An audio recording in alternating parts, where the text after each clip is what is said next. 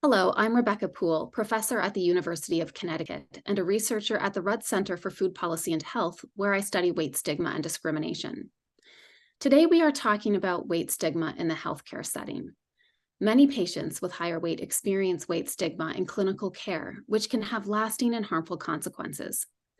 Today, I'm joined by Patty Nece to learn about some of her experiences of facing weight stigma in healthcare and how these experiences have affected her. Patty is the immediate past chair of the Obesity Action Coalition, which is a 75,000 member national organization dedicated to representing people with obesity. Patty has lived with obesity her entire life and is a dedicated advocate against weight bias and stigma. Patty, thanks for having this conversation with me today. Thanks for inviting me. I always like talking with you.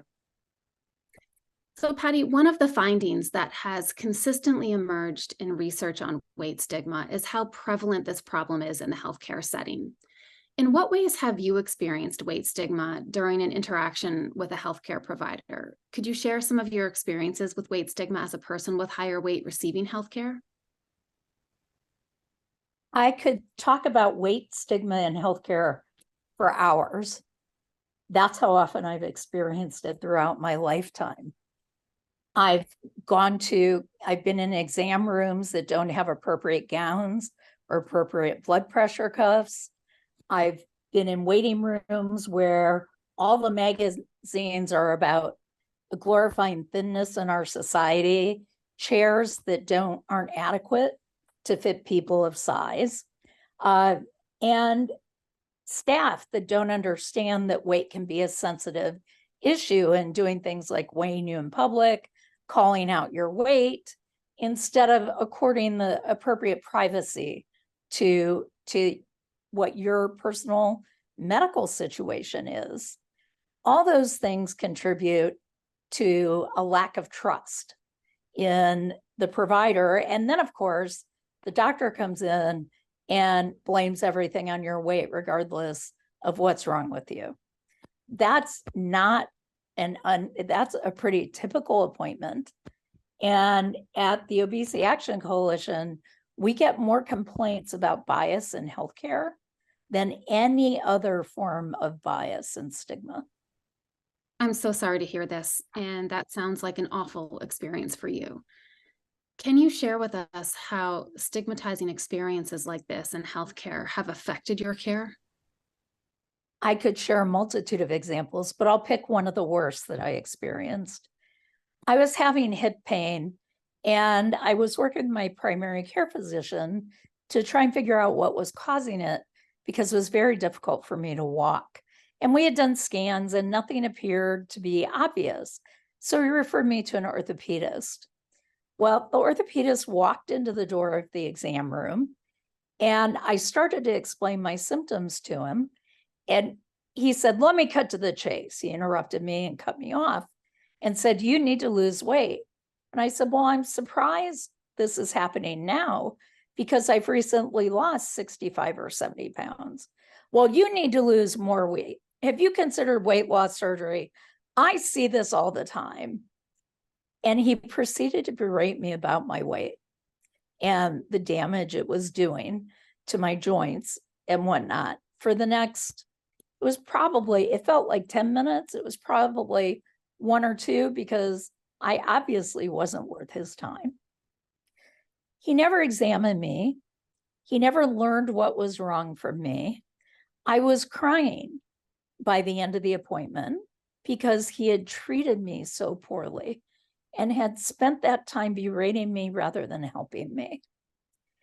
The only time he touched me was when he shook my hand on his way out of the exam room. That was it. That was it. And I was left with the pain and no way to treat it. That was probably the worst experience I've had.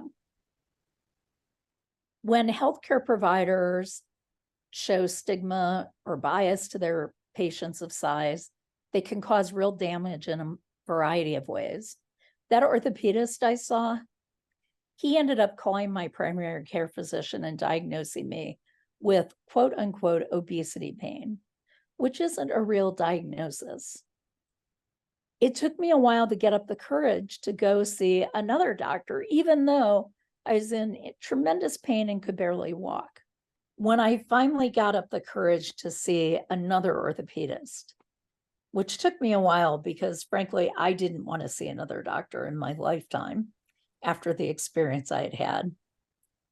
He looked at me as a whole person and he looked past my weight. And he came up with an appropriate diagnosis, not an obesity pain diagnosis.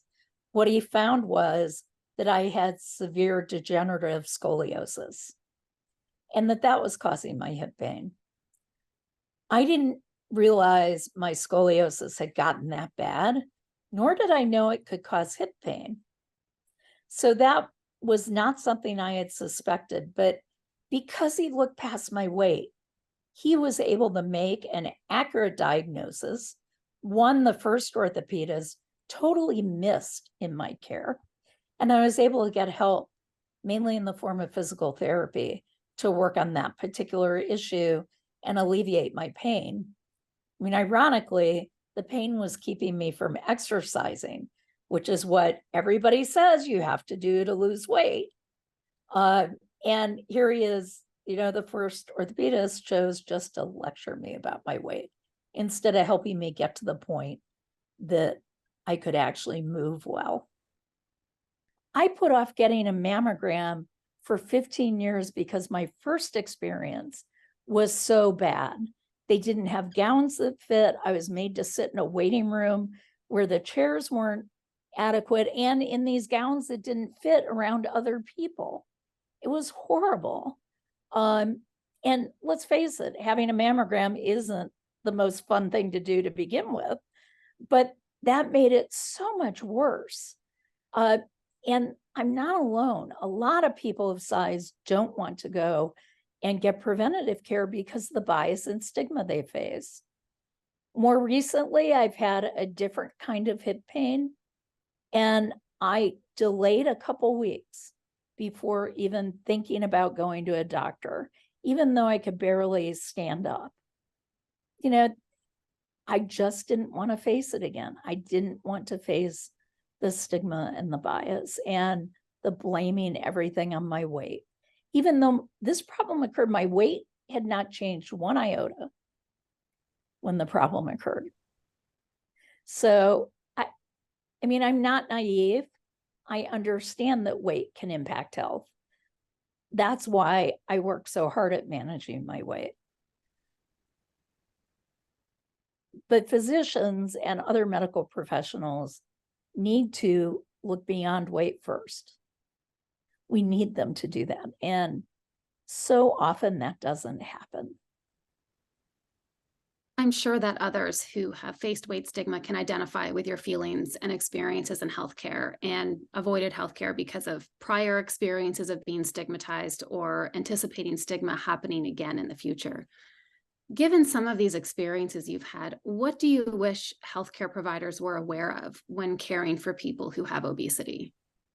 Healthcare providers need to understand that building trust and compassionate care for people of size begins at their door.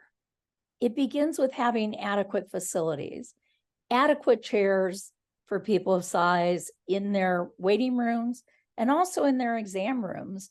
Like a chair without arms can do wonders for somebody that's my size when you're looking to fit in and feel comfortable.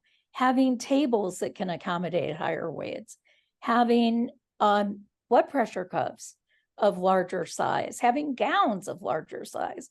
How hard is that to have a gown that makes somebody feel better about themselves and more comfortable when they're in your office? We go to physicians and medical providers when we're vulnerable, and we need them to think about how all these little things make a huge difference. And then I'd say to medical providers that don't assume anything about the patient just because they're at a higher weight. If you must assume anything, assume that they have tried time and time again to lose weight and manage their weight, because frankly, most of us have. The number of people who haven't are few. So assume that they've tried and that they just haven't been successful yet. Another thing is to not be judgmental. When I finally saw an obesity medicine specialist, it was totally different because he did not, and no one on his staff judged me about my weight. There was absolutely zero judgment. Pardon the pun, but talk about a weight being lifted from your shoulders. It was a huge benefit to me. I felt comfortable sharing with him what I ate, how I moved my whole life, which made it possible for him to come up together with shared decision making, for us to come up with strategies to start addressing my weight in a way that was successful. Made all the difference in the world. And it's so important. Very few people of size get that care and ever have that feeling when they're in a medical setting. Usually you feel judged and belittled. That needs to stop. And it should play no role in good medical care, no matter whether you're treating a patient for obesity or treating them for anything else. Weight is a sensitive issue, and some providers may be hesitant or not know how to address this topic appropriately with patients. Do you have any advice for providers in having this conversation? My best advice for starting a conversation about weight is to ask your patient. Talk to them about whether they're ready to discuss their weight and respect their answer. If they say no, leave the door open and tell them that you'll be there to support them whenever they are ready. If they say yes, then it would be helpful to find out what terms they appreciate most in discussing weight. I appreciate, I'm fine with the term weight, or I'm also fine with the term obesity, but a lot of people aren't, and they'll want something different when you're talking to them. Some people have embraced the word fat, and that's the word they want you to use. It's really an individual patient preference, and you should tailor the conversation to that particular patient's preference, especially since this is a sensitive topic. The other thing I'd like to encourage physicians to do is to learn all they can about the science behind obesity and the different ways it can be treated. It's so important for you to partner with your patient, not just hand them a diet and say, here, follow this, but to partner with them, engage in shared decision making, which can be very empowering for the patient. I know it was for me. And give them hope. Give them hope and tell them you'll continue to be there to support them on this journey. I'm so glad that you raised these strategies that healthcare providers can implement to create more supportive environments for patients and engage in more respectful communication. Weight stigma so often occurs in the context of provider-patient communication that it's essential that healthcare providers engage in the kinds of supportive, patient-centered approaches that you've mentioned. Thank you so much, Patty, for sharing your experience and taking the time to talk to me about this important issue that affects so many people. You are very welcome, and thank you for bringing all these issues to light. You can learn more about how weight stigma impacts healthcare delivery and what you can do about it in our collection of educational videos, podcasts, and other resources.